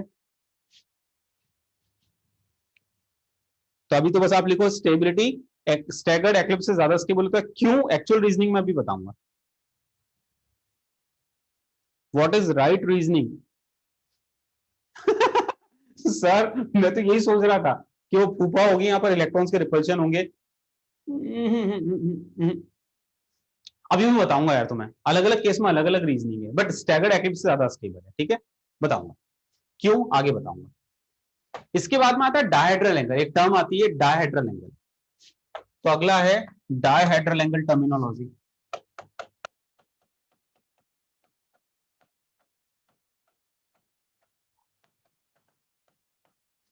डायहेड्रल एंगल देखो, सुनो, यहां पर बॉन्ड सामने सामने एक्लिप्स्ड है, अब मैंने घुमाया और मैंने याद बोला था 60 का एंगल, क्या मैंने बोला था 0 का एंगल, ये क्या था, ये डायहेड्रल एंगल था। तो डायहेड्रल एंगल और बॉन्ड एंगल में अंतर होता है, ध्यान देना एक बड़ी इंपॉर्टेंट बात। ये एक्लिप्स्ड है, ये घुमाया स्टैगर बना रहा हूं, जब मैं इसको घुमा रहा हूं, ये ऐसे घुमा रहा हूं, तो मुझे बताओ क्या बॉन्ड एंगल चेंज हो रहा है क्या? बॉन्ड एंगल क्या होता है? ये चलो बॉन्ड एंगल क्या, तो वो छोड़ो, मुझे बताओ ये एंगल कितना है, ये बॉन्ड एंगल कितना है, बता सकते हो ये बॉन्ड एंगल कितना है? ये 120 है ससुर है, ये टेट्राहेड्रल है sp3 और ये 120 का एंगल है 109.5। हाँ, कुछ भी यार, मतलब कुछ भी यार, हाँ? बोलने में कुछ भी बोलोगे।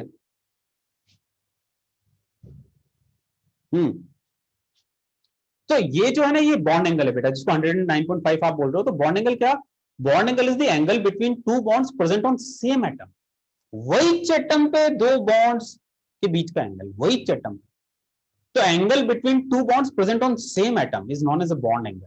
जब कंफर्मेशंस बनते हैं तो bond angle remains constant. Wow, 109, 109, 109, 109।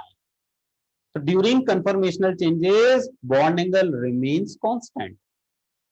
ये पॉइंट की फॉर्म में लिखो, तो इसको पॉइंट की फॉर्म में लिखो, यहाँ पर, यहाँ पॉइंट ऐड करो, थर्ड पॉइंट डाल दो यहाँ पर, तीसरा पॉइंट कि बॉन्ड एंगल रिमेन्स कांस्टेंट।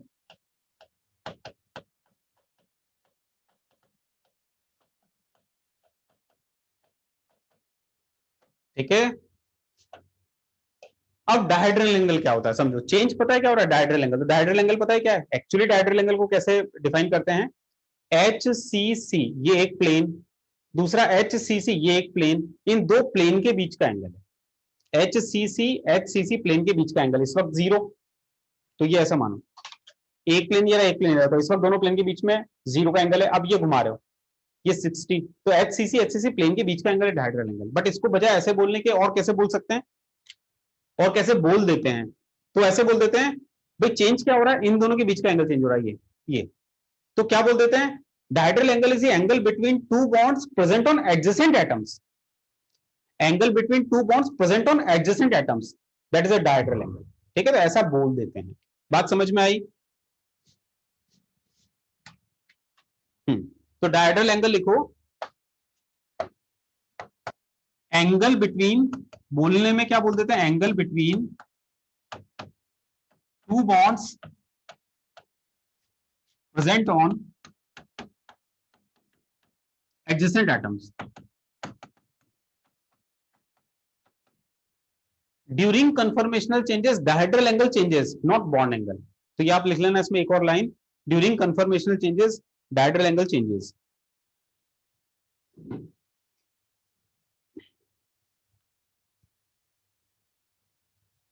ठीक है, चलो अब आगे बढ़ूं। इसके बाद में कंफर्मेशनल एनालिसिस क्या होता है? कंफर्मेशनल एनालिसिस हम बोलते हैं ग्राफ को।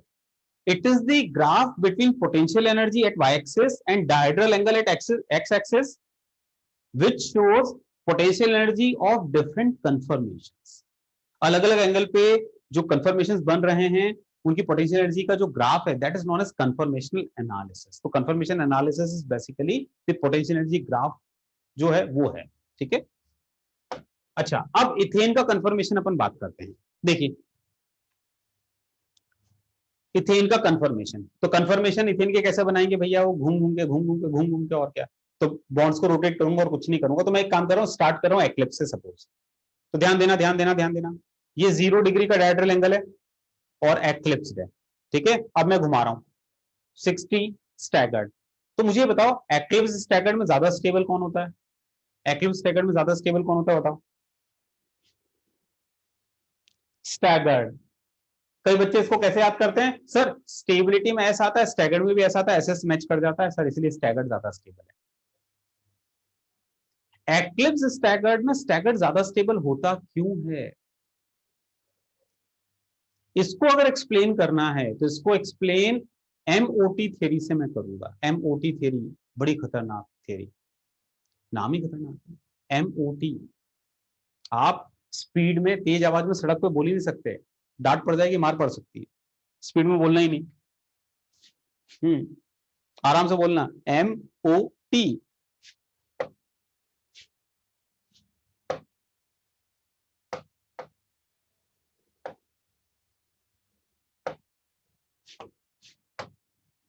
देखो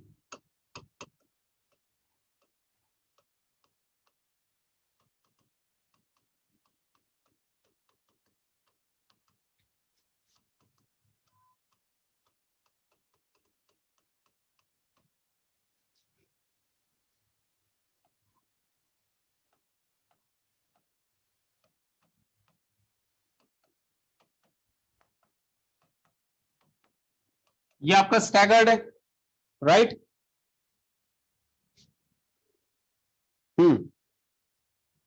ये स्टैगर्ड है। अब ये ज्यादा स्टेबल क्यों है, इसको मॉलिक्यूलर ऑर्बिटल थ्योरी से एक्सप्लेन करते हैं। बहुत अजीब थ्योरी है मॉलिक्यूलर ऑर्बिटल थ्योरी। पता है क्या कहती है मॉलिक्यूलर ऑर्बिटल थ्योरी? कहती है, ध्यान देना, ये थ्योरी कहती है कि जो स्टैगर्ड होता है इन बिटवीन वैलेंसीज वाला, उसमें हर एक जो CH सिग्मा बॉन्ड है, ये सिग्मा बॉन्ड, तो इसका जो वैकेंट सिग्मा स्टार होगा वो इससे ठीक 180 के एंगल पर है। तो ये CH सिग्मा बॉन्ड है, इसके ठीक 180 पर यहां पर वैकेंट सिग्मा स्टार है, खाली है।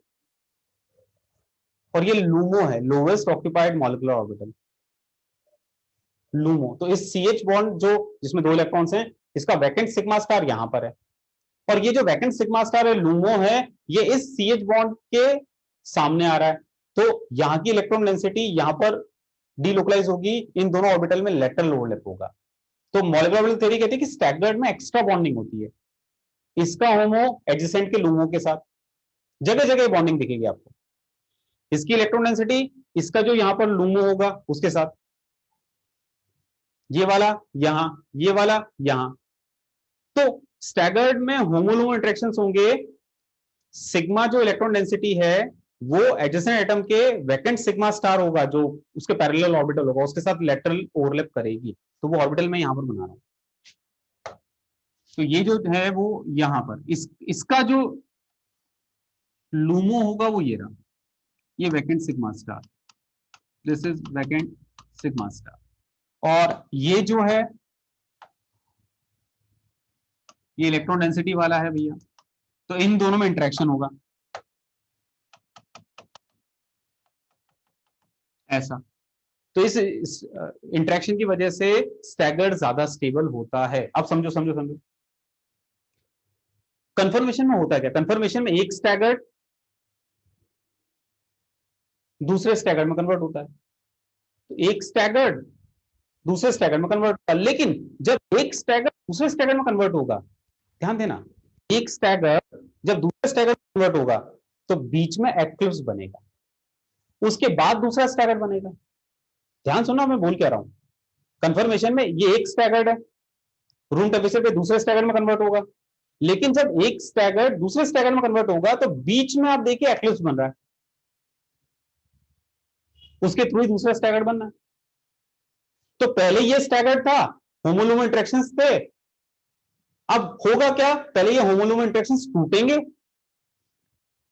इनको तोड़ने के लिए एनर्जी चाहिए, वो एनर्जी रूम टेम्परेचर पे अवेलेबल है। तो मॉलिक्यूल ने क्या करा, उतनी एनर्जी ऑब्जॉर्व करी और ये बॉन्ड टूटे, और टूट के फिर ये हुआ, और फिर दोबारा से नए बॉन्ड्स बन गए, तो अमाउंट ऑफ एनर्जी रिलीज हो गई। तो एक स्टैगर्ड को दूसरे स्टैगर्ड में कन्वर्ट करने के लिए एक्लिप्स के थ्रू जाना पड़ेगा। तो मैं कहूंगा स्टैगर्ड को एक्लिप्स में कन्वर्ट करने के लिए what we need certain amount of energy. In ethane, why we need this certain amount of energy? For breaking of these homolumo interactions. The total amount of energy which is needed in breaking of all these homolumo interactions present in staggered is known as torsional strain. Torsional strain, one more new term. One more new term. Torsional strain.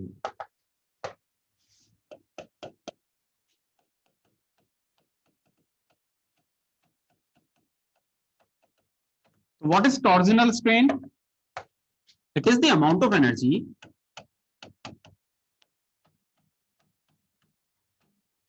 needed in breaking of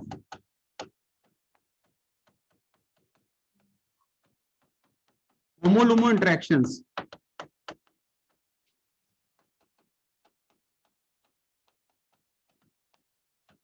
present in staggered conformation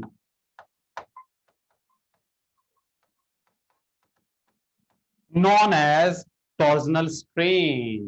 तो भैया ethane में जब staggered से दूसरा state बनाओगे तो eclipse के लिए आपको उतने अमाउंट ऑफ एनर्जी देनी पड़ेगी, और ये अमाउंट ऑफ एनर्जी का जो डिफरेंस होता है इथेन में प्रोबेबली 12 किलोजूल पर मोल होता है, ये डिफरेंस।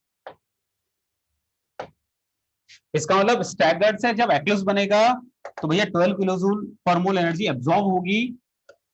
ये जो डिफरेंस है एनर्जी का दैट इज 12 किलोजूल पर मोल। इसका मतलब हम लोग पता है क्या कहते हैं, हम लोग कहते हैं कि एक्लिप्स में, ध्यान से सुनना मैं क्या बोल रहा हूं, एक्लिप्स में टॉर्जनल स्ट्रेन है, एक्लिप्स में टॉर्जनल स्ट्रेन है क्योंकि टॉर्जनल स्ट्रेन एनर्जी टर्म है। स्टैगर्ड ने एनर्जी एब्जॉर्ब करी तभी तो एक्लिप्स बनाया। तो स्टैगर्ड के कंपैरिजन में जो एक्लिप्स है वो 12 किलोजूल हायर एनर्जी पर है। स्टैगर्ड के कंपैरिजन में जो एक्लिप्स है उसमें 12 किलोजूल ज्यादा एनर्जी है। ये बात समझ में आई सभी को? चलो अब इस ग्राफ को समझना, इस ग्राफ को समझना। तो भैया 0 डिग्री एक्लिप्स ज्यादा एनर्जी, तो 0 degree eclipse maxima, potential energy पे मैक्सिमा दिख रहा है। फिर 60 स्टैगर्ड मिनिमा, मिनिमा। अच्छा बीच में जितने ये जब स्क्यू हैं सारे के सारे, ठीक है। अच्छा फिर से ध्यान देना, अभी आप इन दोनों को देखते ना, 0 पे मैक्सिमा, ग्राफ को देख लो, 0 पे मैक्सिमा दिख रहा है। फिर staggered minima 120 again maxima, 180 minima, 240 maxima, 300 minima, 360 maxima. लौट के बुद्धू घर को आए। तो ग्राफ समझ में आ गया कैसे, maxima minima maxima minima maxima minima.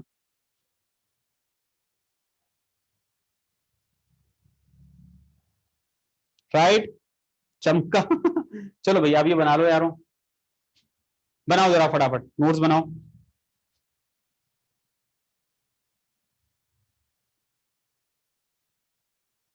नहीं ब्लैंक पेज, ब्लैंक पेज पर तो बस ये था जो टर्मिनोलॉजीज थी यहां तक का है ब्लैंक पेज पर, उसके बाद तो फिर ये तुमने लिख ही लिया था, और उसके बाद में ये लिखना है, उसके बाद में ये करना है, तो बस बनाते जाओ।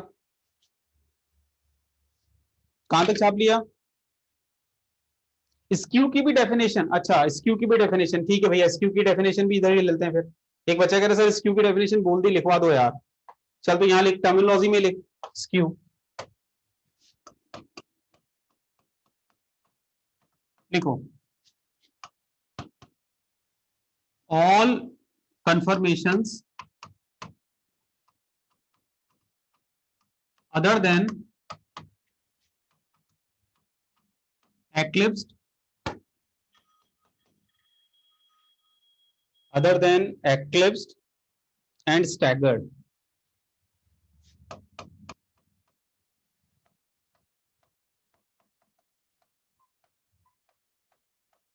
collectively known as skew। ठीक है,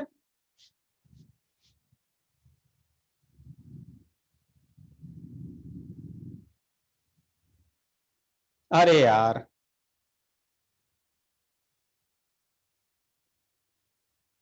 आगे बढ़ूं, स्क्यू नाम क्यों दिया? अब मुझे क्या पता क्यों दिया, कल से पूछोगे मेरा नाम कमल क्यों दिया, ये क्या बात हुई यार। हर क्यों का आंसर नहीं होता। आगे बढ़ूं,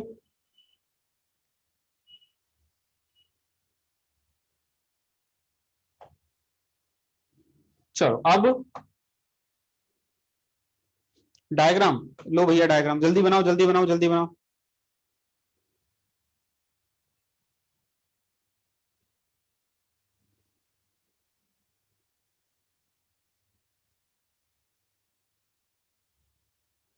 छाप लिया, जल्दी करो। जल्दी करो। हम्म नेक्स्ट, अब सुनो यारो, कन्फर्मेशनल एनालिसिस ऑफ प्रोपेन या कन्फर्मेशंस ऑफ प्रोपेन लिखते हैं, कन्फर्मेशंस ऑफ प्रोपेन। प्रोपेन के कन्फर्मेशन देखिए, इसमें भी भैया वही एक्लिप्स, वही स्टैगर्ड,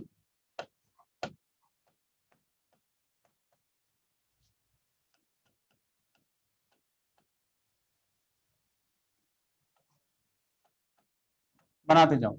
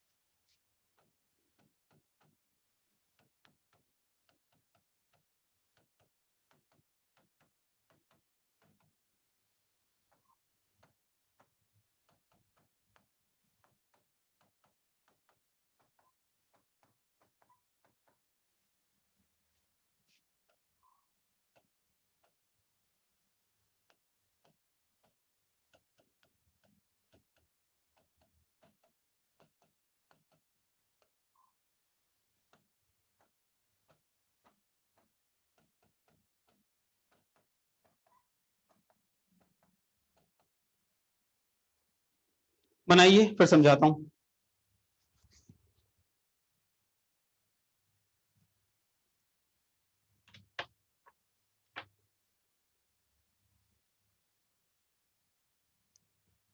बेटा वो स्पेस इसलिए छोड़िए क्योंकि वो एक्स एक्सिस पे उसकी पोटेंशियल एनर्जी कुछ तो होगी ना, जीरो थोड़ा होगी।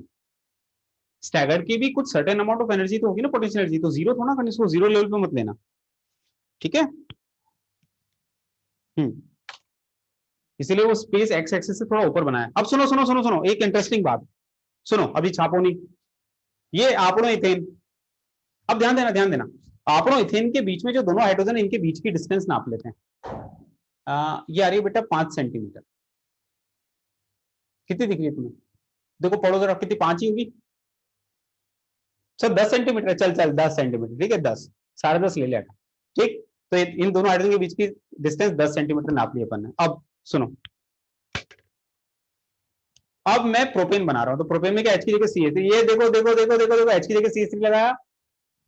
अब सुनो, इस हाइड्रोजन के नजदीक ये हाइड्रोजन आया, डिस्टेंस नापियो, देखे वो जो पहले अपन ने 10 नापी थी उससे कम है कि ज्यादा है, बताना। सर कम है। अरे मतलब ये ससुरा जो हाइड्रोजन है इस हाइड्रोजन की छाती पे आ रहा है, देख, इसको बोलते हैं वैंडरवाल स्ट्रेन, एक नई टर्म। टॉर्जनल स्ट्रेन अलग, वैंडरवाल स्ट्रेन अलग। ये जो वैंडरवाल स्ट्रेन होता है ना बेटा, वैंडरवाल स्ट्रेन क्या चीज होती है? तुम लोग पीरियोडिसिटी में वैंडरवाल रेडियस पढ़ते हो जहां तक मुझे पता है। वैंडरवाल रेडियस क्या होता है? दो एटम के बीच की वो मिनिमम डिस्टेंस जिससे नजदीक अगर वो एटम आए तो उनमें रिपल्सिव फोर्स बढ़ जाते हैं। ऐसा पढ़ते हो नहीं पढ़ते वैंडरवाल रेडियस के बारे में? तो यहां पर पता है क्या हो रहा है, इथेन की जगह जब प्रोपेन लिया तो इथेन से जब कंपेयर करते हैं तो ये हाइड्रोजन के स्पेस में ये हाइड्रोजन कुछ ज्यादा ही पास आ रहा है, वैंडरवाल रेडियस भी क्रॉस हो गई, तो इनमें फूफा हो रही, फूफ ऐसा ऐसा ऐसा, ये वैंडरवाल रेडियस। इसका मतलब समझिए एक इंपॉर्टेंट बात यहां पर बच्चों, ये प्रोपेन है, तो प्रोपेन में क्या स्टैगर्ड है, इस स्टैगर्ड एक और स्टैगर्ड बना रहा हूं मैं, लेकिन स्टैगर्ड से दूसरा स्टैगर्ड बनाऊंगा मैं एक्लिप्स आएगा, समझना, आप समझ। स्टैगर्ड में होमोनोमो इंटरेक्शंस हैं, प्रोपेन में भी है। अब जब इस स्टैगर्ड से मैं एक्लिप्स बनाऊंगा तो होमोनोमो इंटरेक्शंस को तोड़ना पड़ेंगे, उसके लिए एनर्जी लगेगी लगेगी, साथ में इसमें एक और एक्स्ट्रा अमाउंट ऑफ एनर्जी लगेगी, पता है कौन सी?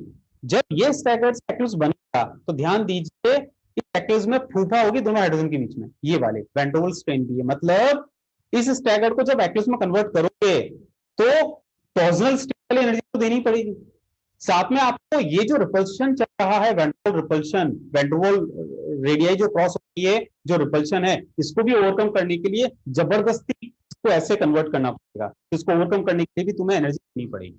इसका मतलब प्रोपेन में जो स्टैगर्ड है उससे जब एक्लिप्स बनता है तो उसमें टॉर्जनल स्ट्रेन के साथ साथ एक और एनर्जी ऐड हो जाती है, वैंडरवाल स्ट्रेन, जो इथेन में नहीं थी। इथेन में तो केवल एक्लिप्स और स्टैगर्ड में टॉर्जनल स्ट्रेन का डिफरेंस था, यहां पर टॉर्जनल के साथ साथ वैन डर वाल्स स्ट्रेन भी हो गया। इसी को आप लोग स्टेरिक रिपल्शन भी कहते हैं। स्टेरिक रिपल्शन, स्पेस में रिपल्शन, फूफा वैन डर वाल्स रिपल्शन जो बेसिकली होती है। ठीक है, राइट। क्या हुआ, आवाज कट रही है? रिपल्शन की वजह से कट रही है, स्टेरिक रिपल्शन की वजह से। अच्छा, हाँ, स्टेरिक हिंड्रेंस, वही वही वही वही। तो यहां पर क्या बेटा, होमोलूम इंटरेक्शन तोड़ने के लिए तो एनर्जी देनी पड़ेगी, बट साथ में आप देखिए जब एक्लिप्स बनेगा तो यहां पर भी स्टेरिक हिंड्रेंस है, तो ये भी जबरदस्ती ही लाना पड़ेगा, तो हमें इसको भी ओवरकम करने के लिए एक्स्ट्रा अमाउंट ऑफ एनर्जी लगेगी। इसीलिए प्रोपेन में जो ग्राफ होता है बेटा, ग्राफ का पैटर्न तो इथेन जैसा ही होगा, बिल्कुल इथेन जैसा। तो ग्राफ आएगा ना, वो तो वैसा का वैसा ही होगा। ये स्टैगर्ड का लेवल, ये एक्लिप्स का लेवल, तो ग्राफ तो वैसा का वैसा ही होगा पैटर्न वाइज।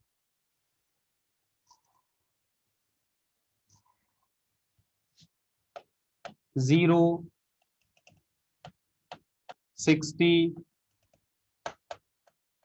180, ये जनाब 240, सॉरी 240 कहां से आ गया इसमें, 120,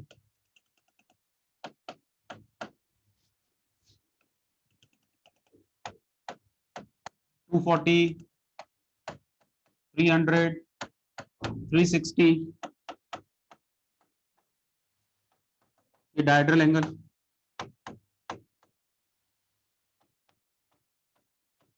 ये पोटेंशियल एनर्जी, ये वही स्टैगर्ड, ये वही एक्लिप्स। लेकिन ये जो अंतर है बच्चों, पैटर्न सेम है, बट अंतर है 14 किलोजूल पर मोल का, 14 केजे पर मोल। तो ये अंतर 2 किलोजूल एक्स्ट्रा क्यों आया? Due to this van der Waals strain जो इसमें एड ऑन हो गया। ठीक है, तो बना लीजिए बेटा।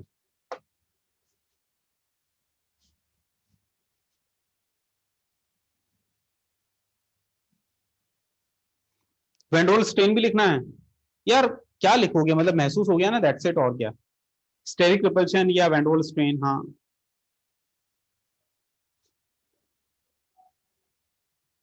फिर ये ग्राफ बनाओ।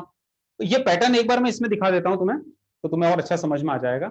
सुनो, अपन एक्लिप्स से स्टार्ट कर रहे हैं सपोज, तो मैक्सिमा 60 पे, मिनिमा, फिर से मैक्सिमा। अब ये वाला मैक्सिमा और वो वाला मैक्सिमा सेम ही होगा, क्यों? क्योंकि देखो CH3 के सामने एच, एच के सामने एच, एच के सामने एच, फिर वही CH3 के सामने एच, एच के सामने एच, एच के सामने एच, बस। तो वो eclipse staggered, eclipse staggered, eclipse staggered, that's it. ठीक है,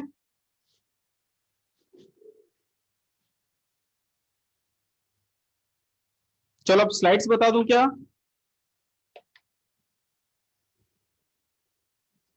अब स्लाइड्स। और एक और बात, आज जो डिस्कशन है हमारा उसमें जीओसी के मॉड्यूल के जो डाउट्स अभी तक मैंने नहीं लिए हैं वो डिस्कस करूंगा पहले, उसके बाद टाइम रहा तो क्वेश्चन बैंक में लूंगा जीओसी का। ठीक है, पहले मॉड्यूल फिर क्वेश्चन बैंक, और क्वेश्चन बैंक भी पूरा होता है कि नहीं होता है, जो 1 सवा घंटे का अपना डीसीएस है उतना ही मैं लूंगा। ठीक है,